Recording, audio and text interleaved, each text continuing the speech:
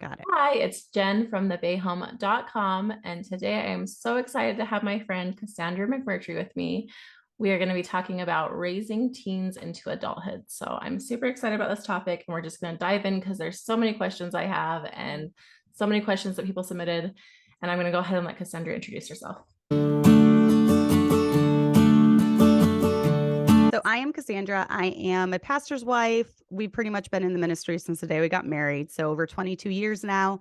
We have 8 children ranging from 21. He just got married a couple months ago, and 21 down to 2. So we have quite the range. So I'm in all the stages now. But I did want to do a disclaimer before we even start. So since we have successfully raised a few adults now, um, I get asked, and my husband gets asked a lot, what did you do? And we're going to kind of delve into some of that in this, but I wanted to put the disclaimer out there that there is no set formula. There is no checklist. I think there's a few main things on raising kids, and we'll kind of talk about it as we go through it, and especially when raising teens. But I wanted to just kind of touch on the few important ones. Like number one, no hypocrisy in the home.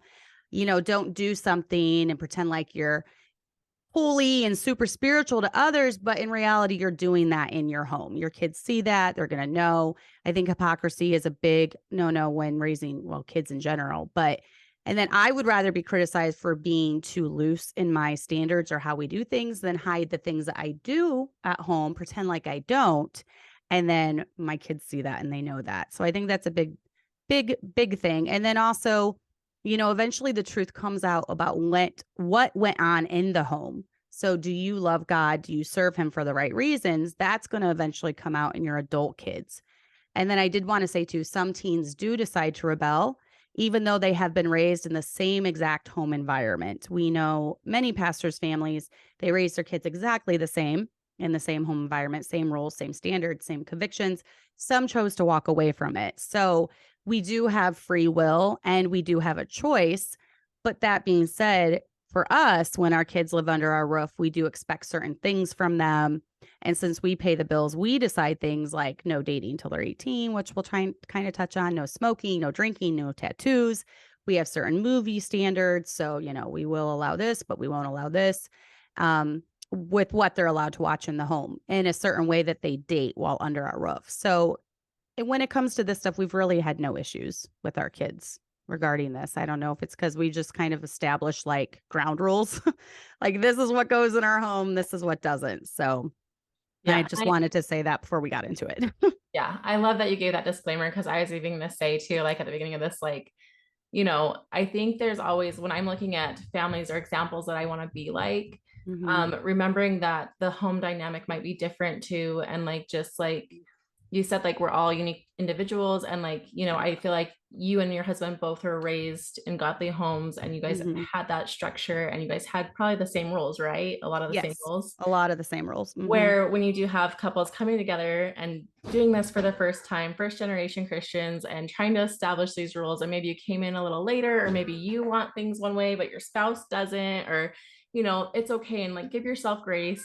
It's not about Mm-hmm. perfection, but it is, we try to do our best and just remember that there is room for grace in all of it. So Yes. And I think one of the biggest things with first generation Christians is that they come into this completely clueless, right? Maybe they were raised in a heathen home. And so they have no idea how to raise good kids. And so they then model their life after someone that they put on a pedestal, someone that has faults, someone that doesn't do everything exactly right.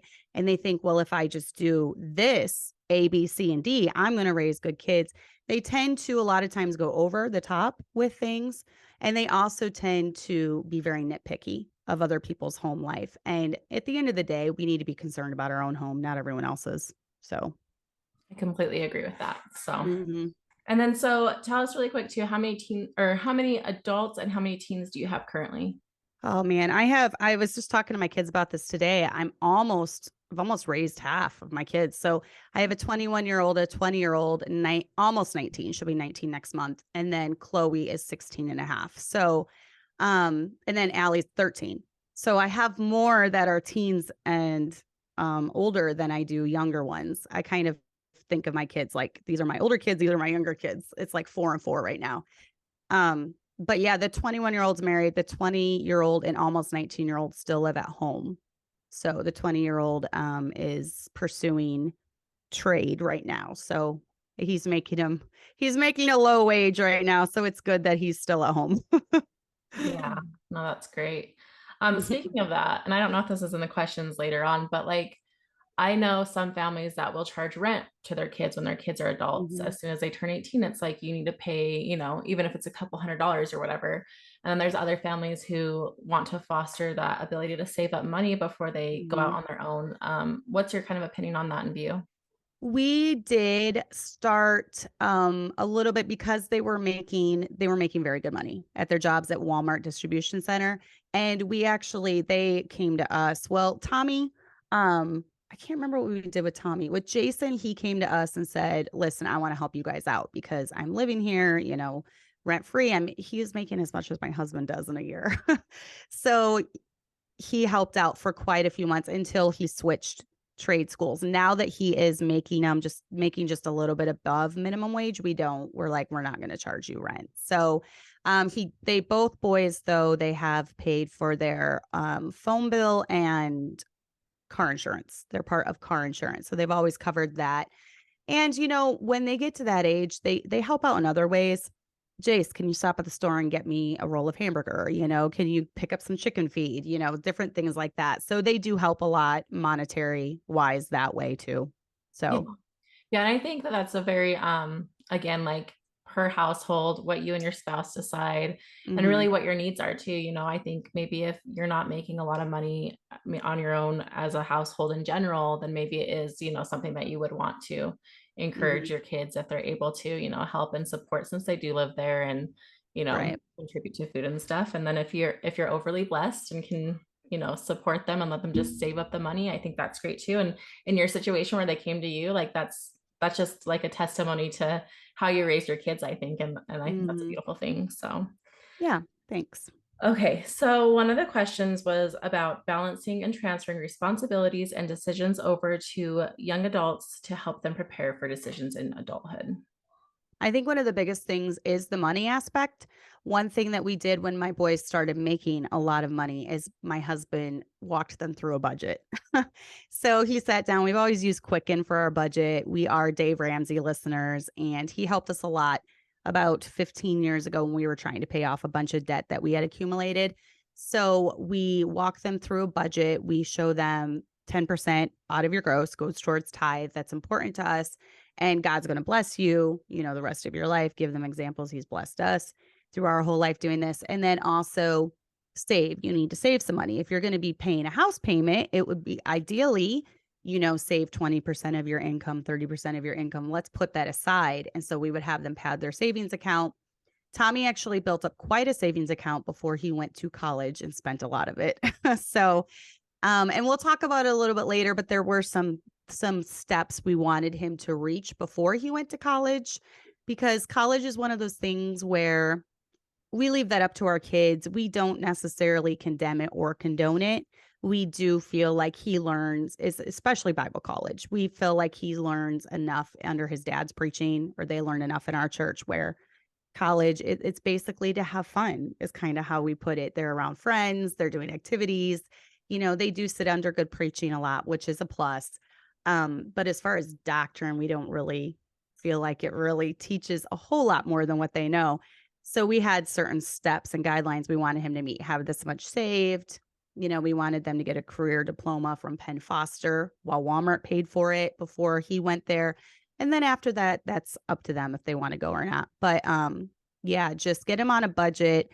Expect your boys to work and have good work ethic. I think that's the most important thing for raising a family nowadays, because especially if you marry someone, which my son has married someone who wants to homeschool. After they start having kids, they're going to be on one income. So they have to have good work ethic. They have to be able to get up, go to work.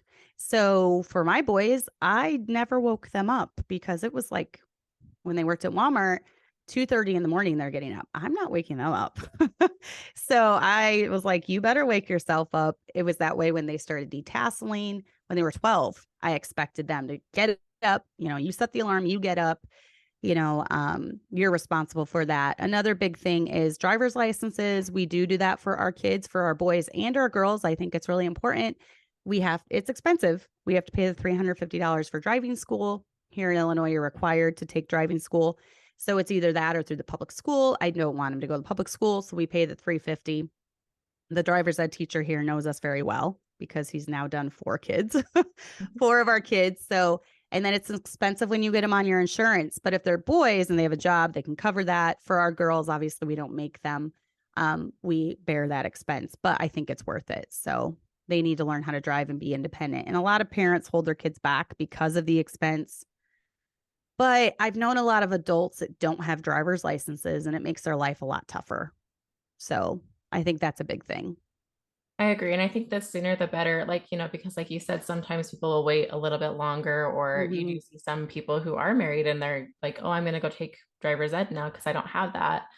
And I think the sooner the better, because I feel like when we are younger, we're more able to do things and learn things quickly and not have as much of that danger awareness, in my opinion. And so I think as soon as they can get on that, I know in our state, when they're 15, they can get their permit and then they can take the driving school. Same here. And our private school is probably about the same cost. And then, so the sooner the better. And my son was doing dirt bikes before that too. And I think that was helpful. That was something him and his dad did, but I think it helped because probably. Teaching kids to drive can definitely be stressful, especially in these big vans. Yeah, I know. And most of mine learned in the big vans. So yeah. And I think you probably have the same where you guys have more country roads, so it's probably not as bad as city. No, my hardest part was when he would go on curves, I'm like, slow down, slow down.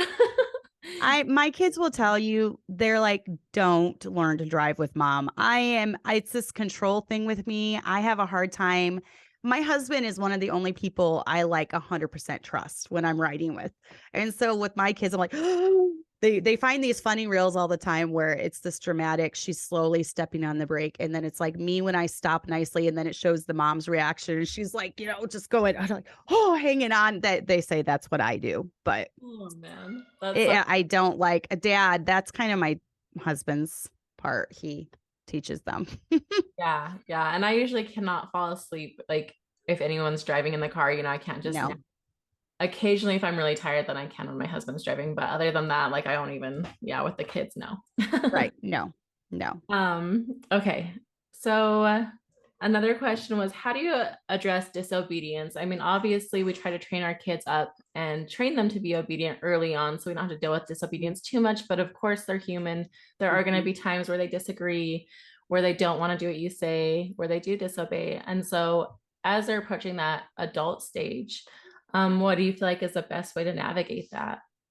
For us, it was, there's different schools of thoughts with this. We don't do corporal punishment once they become a teenager. I just feel like at that point, the job should have already been done before then, and you should already have their heart by then. So they should be at that point not wanting to disappoint you. For my kids, they actually hated being chewed out. They hate being chewed out by us more than anything. And so sometimes it would just take, if I wanted to bring out the big guns, I would I've actually called my husband before. It has to be really bad. I have to be having a bad day, or they have to be having a really bad day. And I've called him before and said, you need to talk to this one. You need to talk. So I'm bringing out the big guns, and he has a way of just snapping them out of it. I don't know. It's just kind of always worked. They hated being chewed out. With my younger teens, I do they don't really have phones until they're 16. But even 16 and up, I would take their phone from them if they weren't driving. I'd just keep their phone, because that seems to be the biggest thing, is taking their phone. Obviously once 18, 19, I would not take Abby's phone, but she's at a point where she just knows the rules and does them. I don't know. So I'm not really thinking back to any instances where there was outright disobedience with my really older ones, 18 and up. Most of them, if we've told them, you need to stop this or you need to do this, they do it. And for an older teen or a young adult, that's very humbling in a way, because technically they could be out on their own. Technically they don't have to listen to us. but they still choose to. So that's a good thing. But yeah, if you have their hearts, they won't want to disappoint you. They won't want to make you sad, you know? And so I found that with most of ours, it does show a heart issue if they're older and they're just wanting to do what they want to do. And at that point, I don't know. I mean, like I said, I've known some parents that incorporate corporal discipline, but it hasn't seemed to me that it works very well. Yeah, it Um, seems like at that age, it's just like you're humiliating them versus actually correcting and them. that's what it is. Yeah. And maybe that's based off of like life experiences with me. I formed that opinion when I was a teenager. I'm like, this is not helping. I am not going to do this with my own children. And I haven't. My husband and I haven't. It's just, um, I don't know. It's just our thing. Once again, every home is going to be different, but I'm telling you, based off of families that I've observed, the ones that by that point 12 10 11 12 13 they were past that part of child rearing, they've raised good kids. So, you know. Yeah. Yeah. And so let's touch on really quick too, when they are old enough and they start getting jobs and, that starts junior high, high school. Mhm. Um, how does that shift their home dynamic of like chores and stuff? Do you let them off the hook completely of chores if they have school and work? Or do they still have like maybe a couple tasks that they are expected to complete, or maybe just on weekends? And at what point does it get to a point even where, you're an adult now, you don't have to do chores here, or are they still helping out? They, my boys pretty much phased out, I will say, because they did get so busy and they were working a man's job. And Jace, he still is working a man's job. So most of the time they'd come home so exhausted. Now, if I asked for help around, there would be a couple instances where my husband might be like, okay, we're all hands on deck. We're all working, where we have this day where we've got all this yard work or whatever, and then everyone would be involved. So yeah, there were times when they did help out. But when they were younger, I had them all on a rotation for doing dishes, um, boys, girls, everyone. And they still talk about these days. Remember when it used to be my day to do dishes? And then the boys always took the garbage out. I always had them do the garbage for garbage day. They mowed the lawn from the time they were little. But when they did get to about 16, 17, yeah, the chores, I mean, they were expected to, keep their room clean, different things like that. But as far as like daily chores, I would say kind of phased out. It did for us, anyways. Yeah.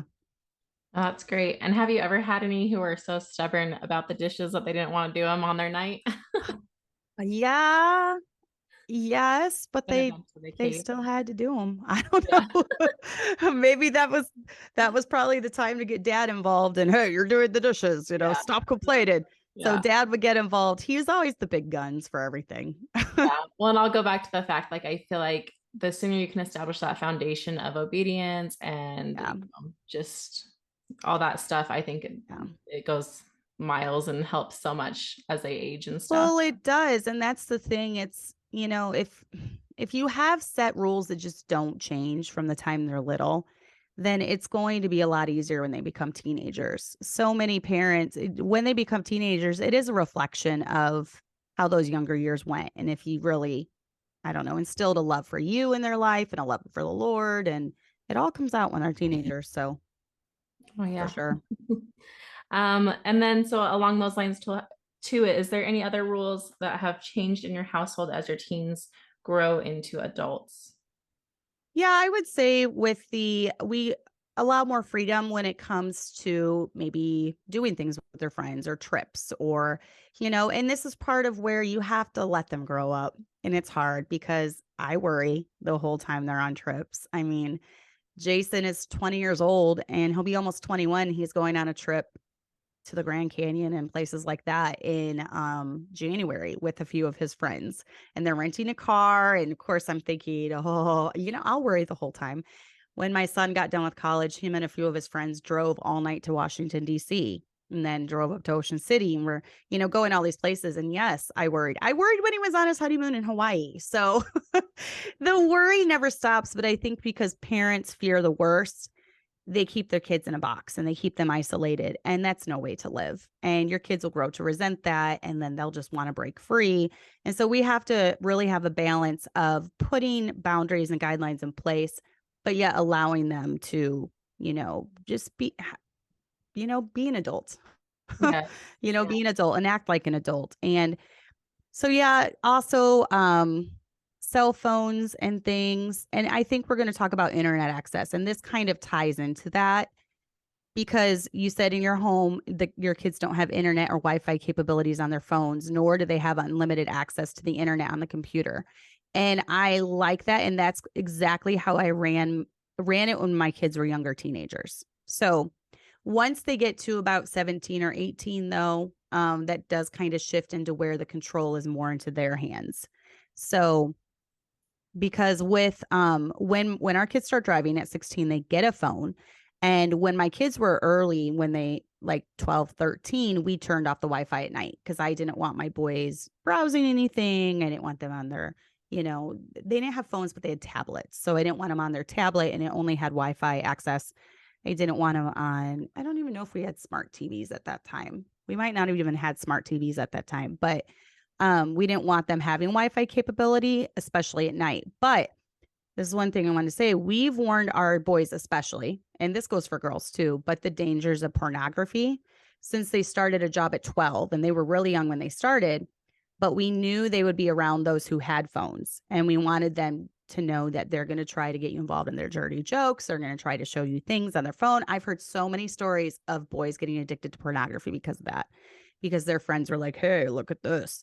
And then it was in their brain. It was like seared into their brain and it kind of started changing the way their brain functioned even at that young age. So from an early age, we've told them of the destructiveness of pornography and how it would actually change their brain and morph it into something that they didn't want. So there comes a point, though, when you have to trust them, because if kids are going to sin, if they want to sin, they'll find a way to sin, whether you have Wi-Fi, whether or not you have Wi-Fi. Maybe they'll go to a trusted friend and get on Wi-Fi, get on their Wi-Fi and look at stuff that they aren't supposed to. So where there's a will, there's a way, and sin is in all of us. And if a kid really wants to sin, he's going to sin, when it comes down to it. So Yeah, for sure. And, curiosity can get the best of them and stuff. And so it's important to, I think, have those safeguards, but like obviously as they do age and like, and I don't know how we'll approach this. And I don't know if it'll be like, oh, when they're 18, then they get a smartphone with all that stuff. We haven't really discussed that yet, but the idea of like they should have some safeguards in place while they are young and immature and while you're still building on that foundation and continuing to teach them and grow them in those areas. And so with that, once they get smartphones, you said maybe around 17 at your house. Was that what you said? Or sometimes 16? Usually it's 16. But even I'm trying to think when they were on tablets, they were really young and we always turned the Wi-Fi off. And like I said, I don't even think we had smart TVs. That's a new thing. That's a new phenomenon. But we didn't even have now since my boys are older. Tommy's gone. Jason's the only one there. It is more on him. We've warned you of the dangers. If you choose to go down this path, this is on you, Right. So yeah, I would think, but they got a phone, an actual phone when they were 16. Yeah. Yes. And so did you take those at night or did they still have access to those at night? I Or how did think you? for my boys, I feel like I did. I'm not as with my girls. Maybe I'm getting maybe I'm just getting like lazy. I don't know. Or maybe I trust them too much. But with my girls, there's never been an issue of them, looking at things they're not supposed to or whatever. Never really with my boys either, though. But yes, I do believe I did for a while. With my boys, I would have all the phones. I would take all the phones at night, and they don't need it at night. It was mainly as a tool when they were driving. Yeah. So yeah, I did take it when they And were at what younger. point, like social media apps and stuff, and like for us, like my son, my oldest, he has social media, but it's all on my phone because I have the smartphone and he doesn't. So he only has Instagram though. He doesn't have Yep. everything else. And so That's what we started out with was Instagram. yeah. So I'm curious, is there, some things that you won't allow in your house, or how do you work your way into other apps or? Yes, Instagram, we allow, I think when they're 15, we've allowed them to get it, but we were like, nothing is hidden. Like, we're your friends. We see everything you post. If we deem, like, this is the rule my husband has said, when they're in our house, if we deem one of your posts inappropriate or stupid, or we're going to tell you to take it down, you need to take it down. And they have all listened. I mean, sometimes it's always Jason. He'll post something. I'm like, oh no, what is he saying? He's He's kind of, hilarious. he's funny, but he tries to be funny. And sometimes I'm like, that's not even funny. No, but it's mainly Jason. But, so it's Chloe is only on Instagram right now. She's 16. Facebook, we allowed at 18. So I don't know. I feel like Facebook is more toxic. They are on Be Real.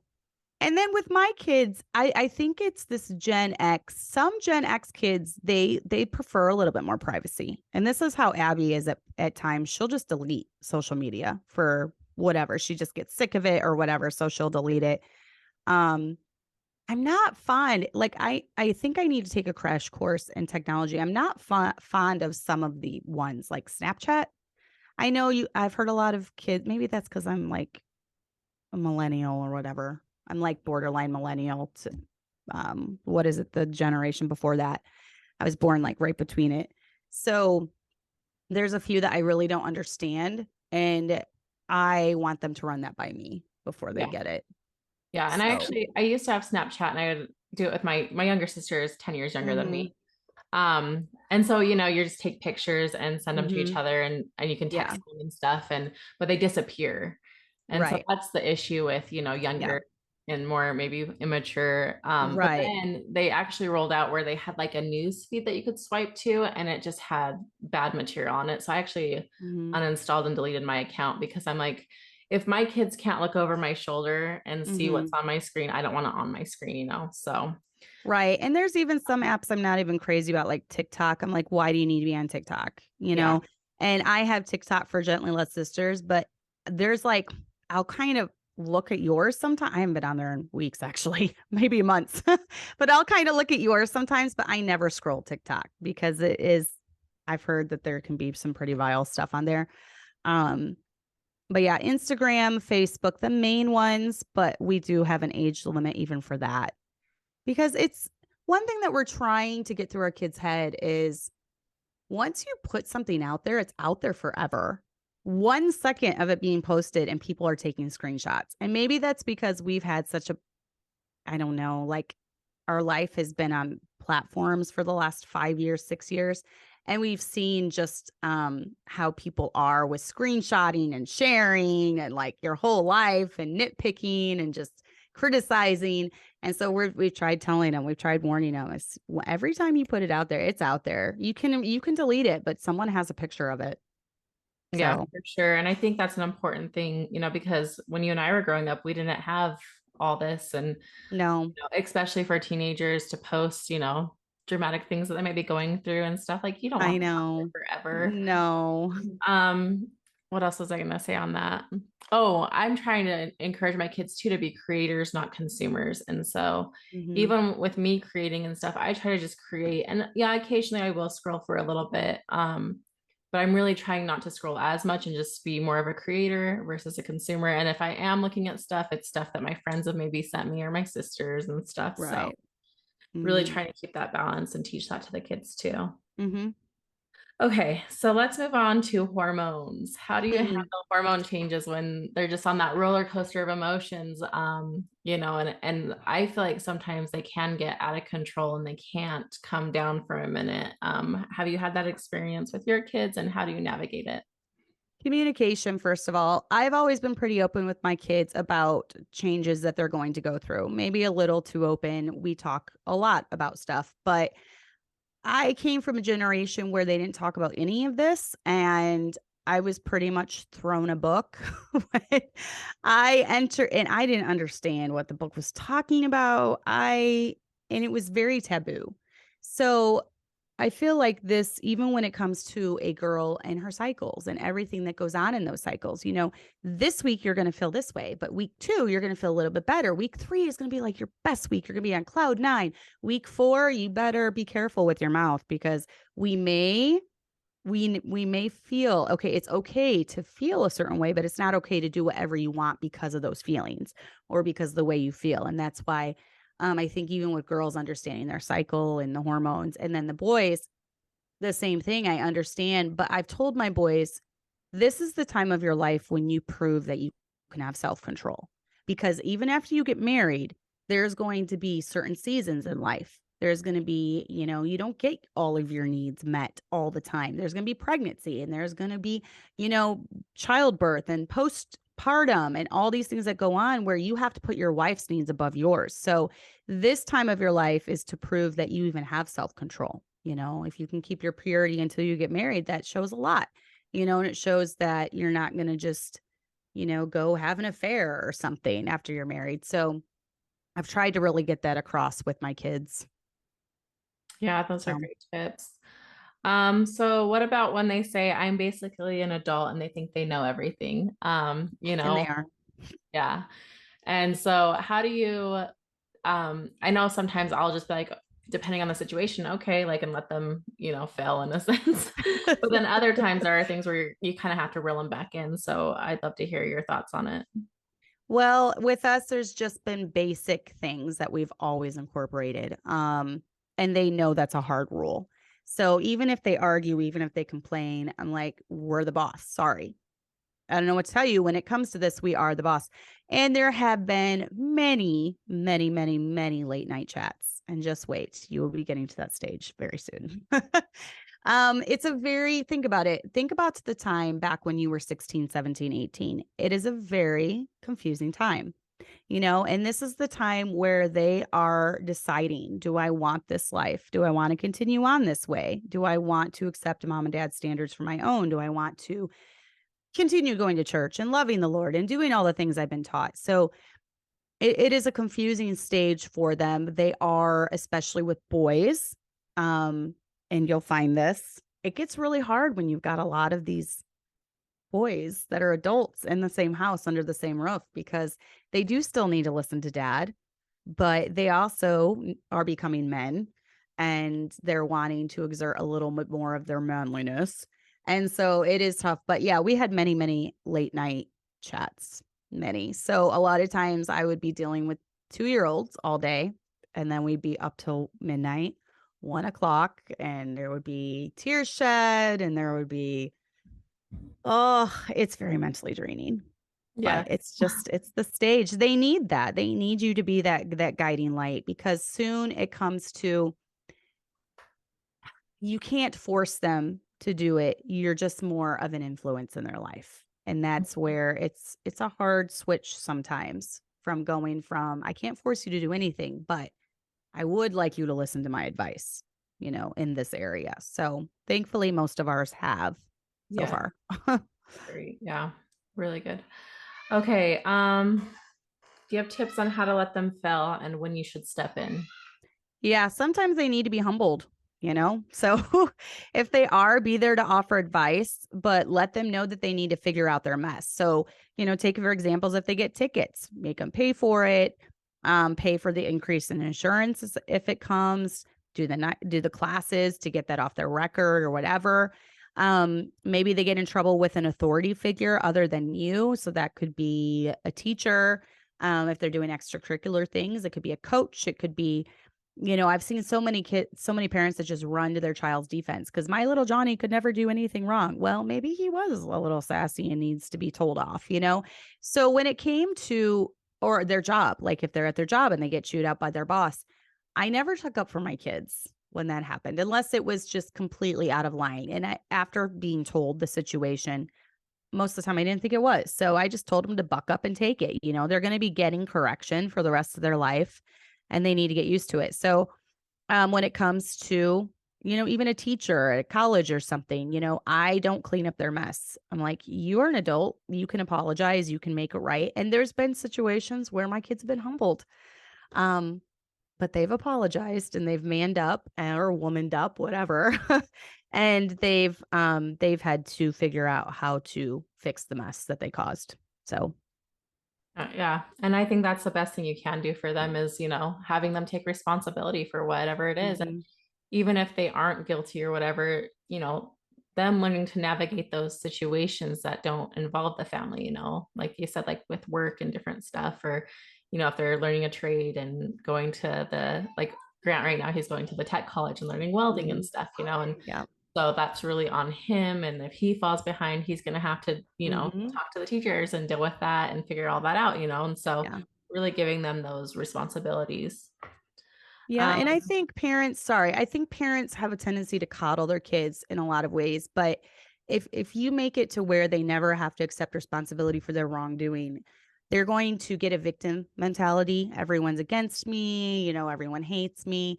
Whereas sometimes they've done wrong and they just need to acknowledge it. It's humbling, but you also lead by example. There's been many times where my husband and I have both had to issue apologies to people. We were wrong. I'm sorry. And let your kids see that because they're going to have to do it too. So, yeah. And I think that's really key just in parenting in general is being humble enough to apologize to your kids when you do something wrong, because there are mm-hmm, a lot of parents out there who they don't ever say sorry to their kids, even if they know they're wrong, and they just have this prideful mentality, and it really does ruin those relationships, I feel like. mm-hmm. Okay, how to make sure your boys will have a stable job and be ready to support a family. This goes back to the good work ethic. So definitely good work ethic since the time they're young. So, show them examples. And soul winning is great when it comes to this because we have been to very sketchy neighborhoods and we've been in environments where they see that the dad is there sleeping until noon, doesn't have a job. And so soul winning is very good. And to just show them examples, this, and my husband would say things like, this is what happens when you don't provide for your family. This is what happens when you don't work a job. This is what happens when you're only relying on government assistance and things like that. It's not bad to use bad examples. It's not bad to use good examples. So, have a balance of both. Say, this is a family that the dad is a good provider and, he pays all his bills and he provides food for his kids. And, the dad obviously is the greatest example. So, if the dad's not in the home, it's going to be a little different. It's going to be harder. It's going to be harder on the mom to really make sure her boys have a good work ethic, especially girls too. I mean, girls need to have a good work ethic as well. But if you're wanting your son to have a traditional marriage in the sense that he's the sole provider, then that responsibility is going to lie on him. So, yeah, good work ethic is the most important thing. Yeah. And so just starting as young as possible in a sense. And I think, like Hmm. you said, like even when they're toddlers, letting them work alongside you. And that's just little things. Hmm. And as they age, giving them more chores and then Yep. eventually having them go into the workforce. Hmm. Okay. What are the biggest challenges of teens growing into adults? Just a few off the top of your head that have been maybe something that stood Yes. out. Oh, I think the mental aspect of it. Lots of late night chats, wondering, am I being too picky about this? Should I let this slide a little bit? And you get more confidence as you go. I think when you're first, especially with the first one, and I've told my firstborn, I'm like, you were our guinea pig, and he knows that. You were our guinea pig, but we learn a lot of what works and what doesn't as we go. And yeah, just the mental aspect of it. It's so much more daunting than I ever imagined it would be. There's so much advice given. There's so much just with the older teens, just like confusing times. And I don't know, the mental aspect of it was different than I imagined it being. Because especially with Tommy, he never gave us issues growing up. Like he was so obedient and so good. And then you hit 18 and he's like, wait a minute, my life is not exactly the way I planned it out. Like, what is going on? I have been obedient to you my whole life. I love the Lord. I'm in a good church. Why is this not happening? And why isn't this? So it was a few years of really him having to trust our advice and follow a plan that we laid out for him, which he did. And he was successful. And so he accomplished getting his saving up money, getting his a career diploma through Penn Foster. He wanted to go to college to perhaps meet a wife because he was not meeting anyone here. And she ended up not being at the college, but the sister of his friend from college. So, and now he's married. Very, very, very happy. Life is now the way he imagined it. But it happened later than he thought. And he had to really learn to trust us. And there was so many nights where we would stay up late talking about things, and he listened. He listened, but it was a difficult time of life for him and us, for sure. Yeah, no, that does sound difficult. And I think for even adults in general, waiting on God's time can be Mhm. difficult, and being patient and just, you know, that waiting period and just that sitting time of like, I'm doing all this stuff, like, come on, like, Yeah, and that's exactly how it was. Yeah. Yeah, I understand that. Okay, so how do you cultivate a relationship of open communication with your teens as they approach adulthood? Okay, so I didn't this is on my next one that I did. I like started answering it and then got busy, so I had to come over here.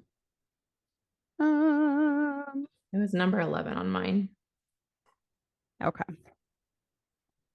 That one did not print off for some reason. Um, oh, here we go. Okay, so what are it's number 11 on yours? Yeah. Is it Oh, 12? here it is. Okay, so start when they're smaller, number 12. Yeah. I've had some that learn this as they go, mainly when it comes to relationships, friendships, etc. So they saw some red flags and they didn't tell me because they knew I would have wanted them to end the relationship with whoever. And then when it all blew up, they knew then, like, oh, I should have probably had my mom involved a little bit more. So now they're to the point where, lesson learned, you are going to be very involved. I'm going to be very open with you about different things that happens. So yeah, it is sometimes they have to learn the hard way. Sometimes they have to learn the hard way. But starting from the time they were small, I always tried to talk to them about everything life. We'd be in the car and I'd try to use that opportunity to talk to them. Many people that have listened to me know that I like to do one-on-one stuff with the kids. So I think that's important to just build a relationship of communication. So I would do that a lot with them.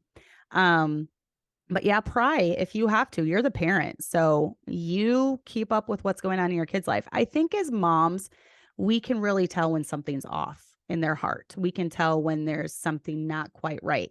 There's been many times I would tell my husband, something's going on with Tommy. Something's going on with Jason. Something's going on with Abby. And he would be like, "Oh, I think you're just being paranoid." And then a couple days later, something would pop up. And I was like, "I told you. I knew there was an issue."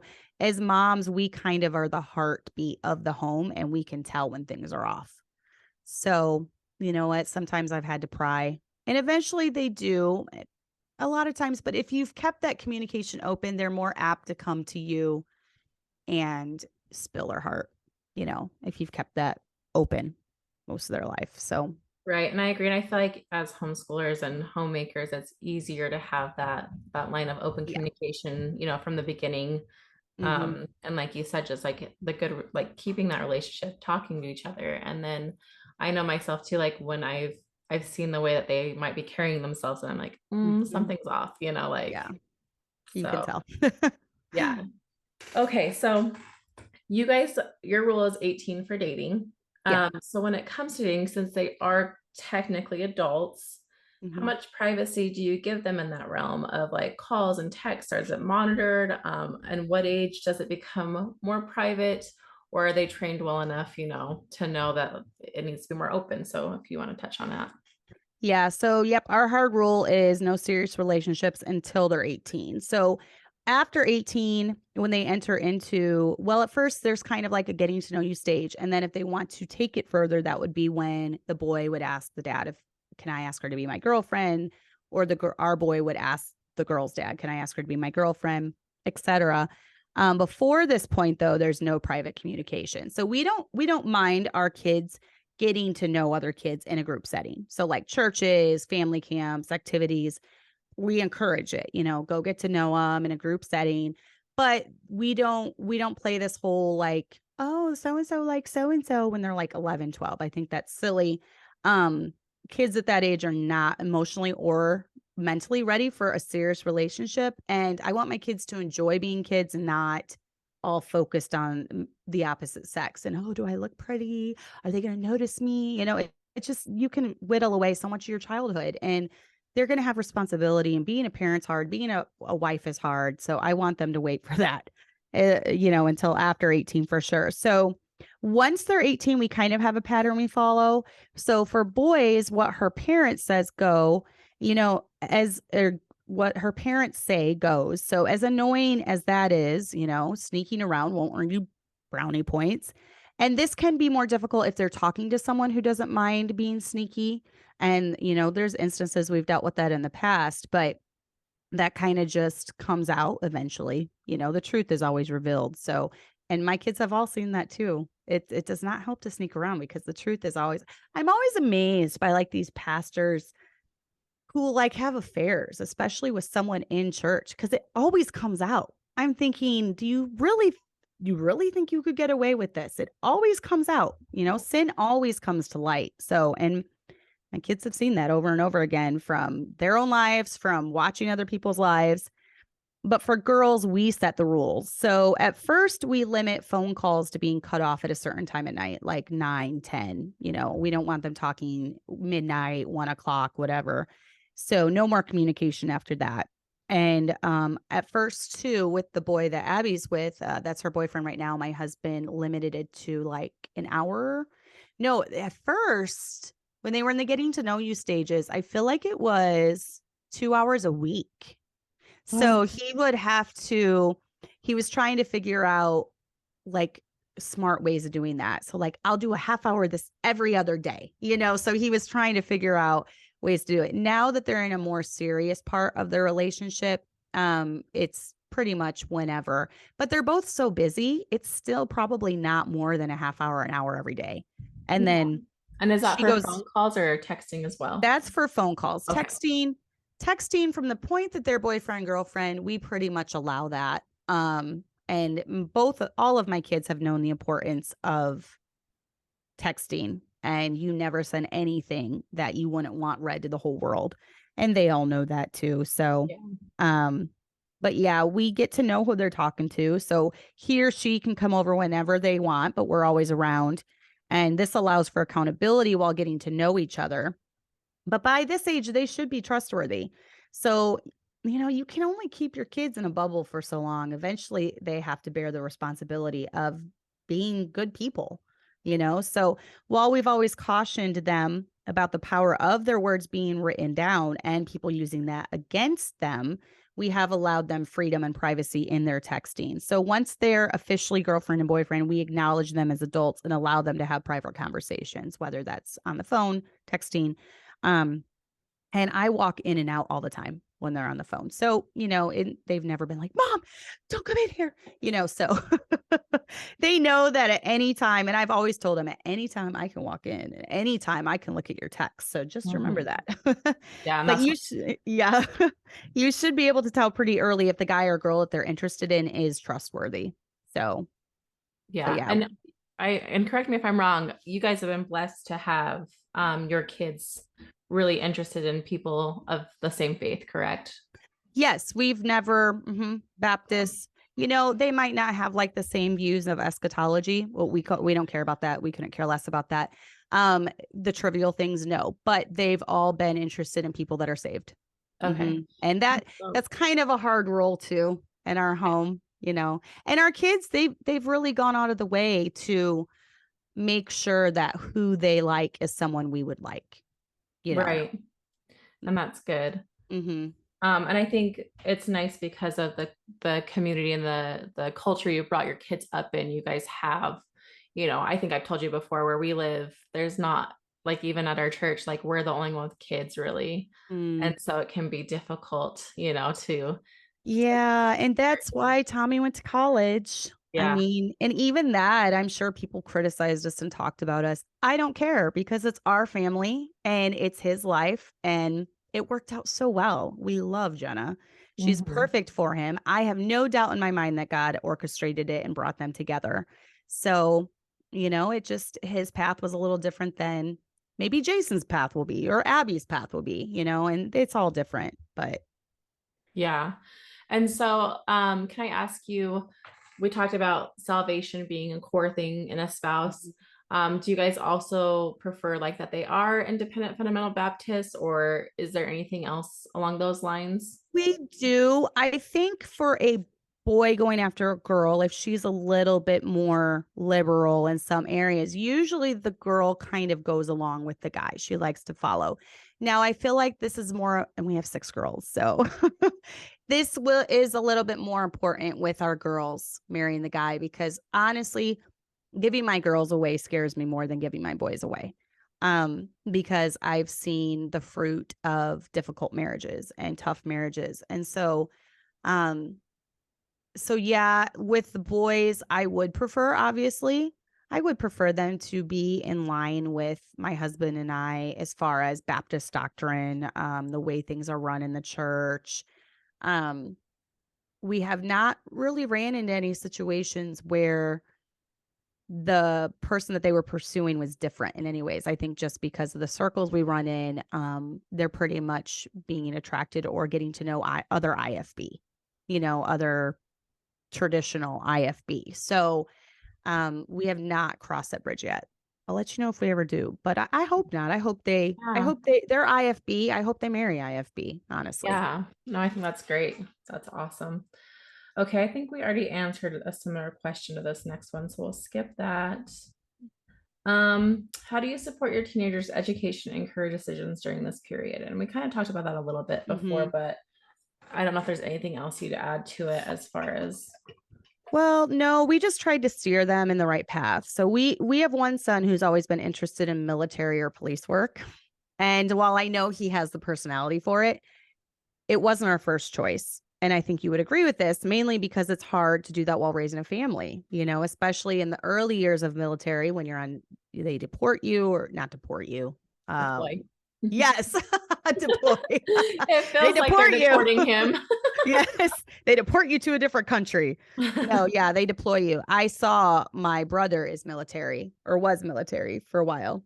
He just stepped down because of Biden, but he was military for a while. And the first couple years were very hard because he was deployed 2 out of their 3 years, 2 out of their first 3 years. So it was really tough. So he did apply for some of those positions and he was actually accepted, but he ended up choosing the job that would provide a good living while learning a trade. And it was one we would have chosen for him. So he's still, even though he's married, he loves it now. He's happy with his choice, but he's still trying to even please us now. And I think that's good because the Bible says honor thy father and mother, right? And it's going to be good for you that you can still honor your father and mother while not living at home. So that's kind of the goal I want with my kids. I want them to always want to make us happy, even if they don't have to. And then we already talked about the Penn Foster degree. So yeah, they both did that. They both have a career diploma in different fields, but now Tommy's working at Caterpillar and he'll eventually learn a trade. And Jason is trying to learn electrical right now. So That's awesome. Those are yeah. great skills. Mm-hmm. Okay, can you think of any pivotal moments or experiences that had a significant impact on your teenager's development into a responsible adult? Yes, I can. I think as they grew, seeing bad decisions from people that we knew or we knew of, and seeing the fallout from those decisions has definitely had an impact. And even now, seeing the good decisions that people that we knew or their friends and seeing the good that's come from it has had an impact. So it taught them things we never could because we can say things till we're blue in the face, but until they see it, it's not going to register with them like seeing real life examples does. And it's okay to learn from those examples, both good and bad. So, I think that probably had the biggest impact, just seeing things. And my husband's always kind of used that. His dad always pointed out things, and he looked up to people that raised good families and tried to implement what they did. And he always looked at families that maybe had poor outcomes and tried to learn from that as well. And my husband kind of picked that up from him. The Bible does tell us we're to judge. So It's Yeah. okay to judge bad outcomes and good outcomes. So, I know that's probably one of my biggest pet peeves when people are like, "You're Christian, you're not supposed to judge." And I'm yeah. like, God gave all of us Yeah. judgment when He created us. Like, I would never leave my child with a homeless man on the street, you know? Like, Right. He's given us Exactly. those judgments. And even a step further, like, I wouldn't leave my kids with most people, you know? So, whether they're Right. homeless or not. Exactly. So, we have judgment and discernment for a Hmm. reason. And I think it's Yeah. important to use it. And a lot of times too, I feel like God shows us in the Bible like His judgment, and we can count on His wisdom and agree with that, so Right. okay. So how did you address issues related to financial responsibility and independence, which we already kind of really talked on? Yeah, we did. Yeah, the budget, make them read books. My husband made Tommy read a Dave Ramsey book before he went to college. That's good. um, make them pay bills. Don't let them blow all their money. Help them buying vehicles. Some kids will spend 400 or 500 a month on a vehicle. That's not good if you're wanting to eventually get married and be living off one income. That's not good to be paying $500 a month for a vehicle. So Yeah. and then just but still give them choices for the fun, let them use some money on fun stuff, trips to Great America, trips with their friends, whatever. But definitely give them responsibility too. Yeah, I agree. And I liked Dave Ramsey had a thing where like he did where he would match his kids' savings like for a car and stuff. I'm like, if you Yes. have the ability to do that, that's really cool. Hmm. But if not, teach them. Like we bought a $2,000 car, and my husband has taught my son like how to fix things on it and how to do different things, and teach them it's okay to have those cheaper cars. You don't need a brand new car with those high. Right, exactly. Or have them save up for it, save up all their money, and then there's nothing like a sense of accomplishment, even if it's a beater, when you go. But yeah, no, that's good. Yeah. That's good that you're doing that. Yeah, Hmm. yeah. And Grant, he has a good savings. He's debating on if he wants to buy this car from us or if he wants to buy a different one and continue to save. So, Right, right. but I think that's a good thing. Like when I was a kid myself too, I started working when I was 13 and I saved up money for the car I wanted, and I got that when I was 16. So, Hmm. let's see. Were there any resources or support networks that you found particularly helpful during this phase of parenting? Oh, well, I thought about this for a while. I don't know. Sometimes I felt like I was an island. I was on an island. Like I was not prepared for how mentally draining this stage of parenting is. So, like I said, sometimes I'd be dealing with the fits from the toddler, and then the middle schoolers were fighting. And then I was staying up late till midnight talking with the 18-year-old. So they're at the point of life where they have to decide if they want this life that they are living. So this is why I urge all parents to have a good home life. Make it a life that your kids love, make it a life that your kids want. If you have a miserable home life, they're not going to want to continue that. They're not going to want that. Why would they? They're going to walk away as soon as they can. So I can't say that we looked to anyone else for advice during this stage. We just kept doing what we knew it was right to do. So we kept serving, we kept talking, we kept praying, we kept digging if we knew that there was a problem, and we kept thinking and pondering and seeking the Lord. And I think that's just parenting, honestly. That's all we really can do is do the best that we know and then just continue doing the right thing, you know. Yeah. And I will say, as my experience as a teenager, when I was a teen and stuff too, I think keeping the problems you have with your teenager in the family to yourself, not Yes. going to church and saying, "Can you pray for my child? They're doing XYZ," or and making it Mm-hmm. a public display in a sense. And even if you are doing it privately, sometimes it still gets, the friend will talk about it in front of their kids and then it'll still get out.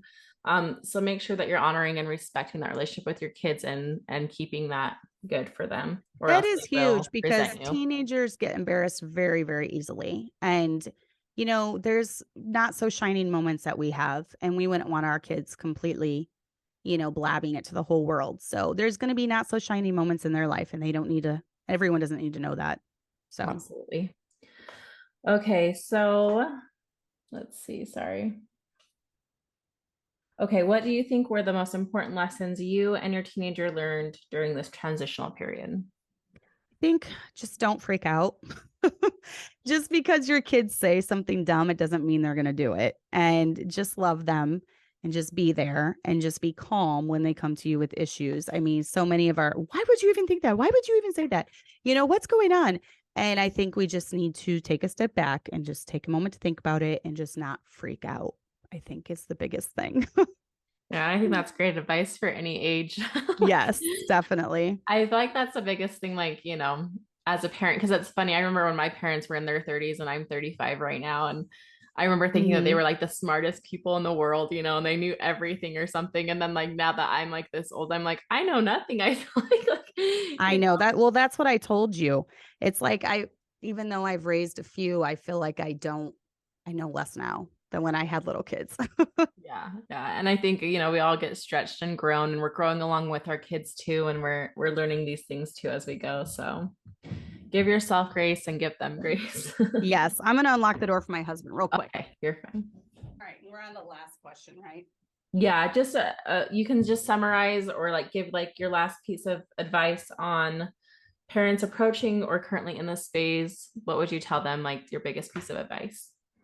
Well, I would tell them first of all to just buckle up because it's going to be different than what they thought. And then, words have an impact, especially at this age. Because even guys, as they're growing up and they're getting to be adults, they can definitely what do you need this? Sorry, I'm handing him stuff. You're He fine. came in for something. But, it's easy to call names and it's easy to see what they're about to do is stupid, right? And it's easy to call them an idiot, but it's a lot harder to slow down, calmly explain why what they're thinking about has the potential to ruin their life or potential to alter their life in some way and just show them different solutions to the problems. So sometimes they're going to choose things or they're going to choose something to do that you yourself wouldn't do and that's okay.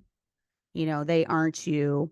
And if there's nothing sinful with it, then choose to support them in that decision. So, and I take the college, for example, because college is something that neither one of my husband and I did. We chose not to go that route. I mean, he did kind of like an online college after we were first married. He did that but we were married and we were having kids. So it was like correspondence college that he did, but he never physically went to Bible college. I never physically went to Bible college. Not like I have anything against it. It just didn't work out for me. And my life didn't go that way. But if one of our kids want to, that's Bible college in and of itself is not a sin. There's nothing wrong with it. We feel like it's maybe more for fun or it's not essential to knowing doctrine or even if you're going to be a pastor, youth pastor. But it was something he wanted to do and we fully supported him. We said, these are the steps we want you to take until you do. And, before you do it. And he did that. He did all those steps leading up to that. And then he went and we fully supported it. And then he found the girl of his dreams and happily lived after, he's living happily ever after. So we're really proud of that choice that he made. Will any of my other kids go? I really don't know. Jason has no desire to go. Abby has no desire to go. And Chloe, so far, she's only 16 and a half, but will I let my girls go to college? I don't know. I think that's going to depend on the girl, honestly. And that's another thing that we've tried to really put through our kids' head is that while we do have some set guidelines, all of you are different with different personalities. So something might look different for your sibling than it does for you, or we might make a different decision for something with your sibling versus, you or whatever. So that's another thing we've always tried to do.